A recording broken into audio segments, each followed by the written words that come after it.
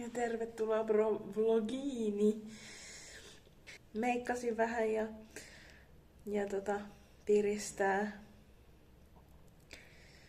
En ole tyytyväinen ulkonäkööni, mutta ehkä sitten kun en dissosioi kehoani enää, niin sitten olen tyytyväinen ulkonäkööni, vaikka näyttäisin epämuodostuneelta perunalta, niin rakkautta säteilen sisältäpäin kehooni ja se näkyy myös ulospäin. Koittaa se päivä, kun näen itseni yhtä kauniina kuin muut minut näkevät ja olen kropassani ja olen psyykkisesti terveempi. Jos en täysin terve, niin ainakin terveempi. Sekin jo riittää mulle. Ja olen kropassani ja tunnen kehoni sisältäpäin ja tunnen olevani minä. Tunnen olevani minä. Olen oma itseni. Laihtuisin vähän sen, niin olisi vähän on tätä vatsaa kertynyt. Mut joo. Ootte ihania kaikki, ootte rakkaita ja muistakaa rakastaa itseänne. Olkaa oman itsenne parhaita kavereita ja kumppaneita. Ja säkenöikää rakkautta sisältäpäin itteenne. Hankala oppiläksy opetella rakastamaan itseään, kun tuntuu, että kukaan ei rakasta minua. Mutta mä opin rakastamaan itteeni, vaikka musta tuntuu, että kukaan ei ole koskaan rakastanut mua. Ja mä oon oppinut sen itseni rakastamisen, vaikka mä oon joskus vihannut itteeni ihan täysillä halulla olla joku toinen ihminen. Niin mä olen oppinut rakastamaan itteeni ja olemaan tyytyväinen siihen, kuka mä oikeasti oon itse.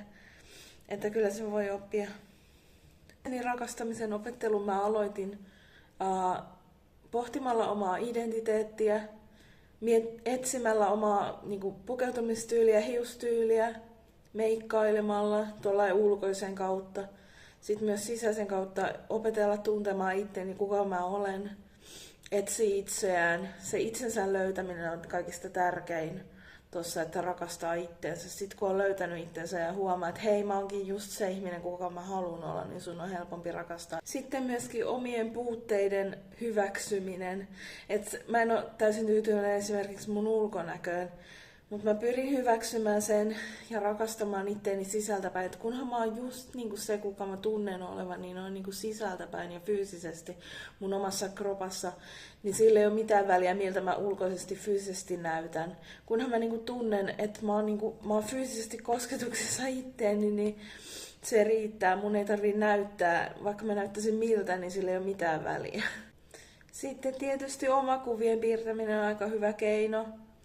Piirtää itsensä ihanteellisena, minkälainen haluaisi olla, miltä haluaisi näyttää. Piirtää se ihanteellinen minä. Ja sitten opetella myös piirtää realistinen minä ja vertailla niitä keskenään. Ja oppia hyväksymään se realistinen minä. Et jotenkin lopulta ymmärtää, että se luonnollisuus on kaunista sussa. Ja sun ei tarvii olla feikki. Joo, mä tosiaan halusin aina olla joku muu. Mä halusin olla eläin, mä halusin olla ihminen. Nykyään mä nautin siitä, että mä olen kaunis, naisellinen ihmisolento. Okei, mut muistakaa rakastaa itteenne ja oikeasti toivottavasti noista mun keinoista oli jotain hyötyä sulle. Sukkoja!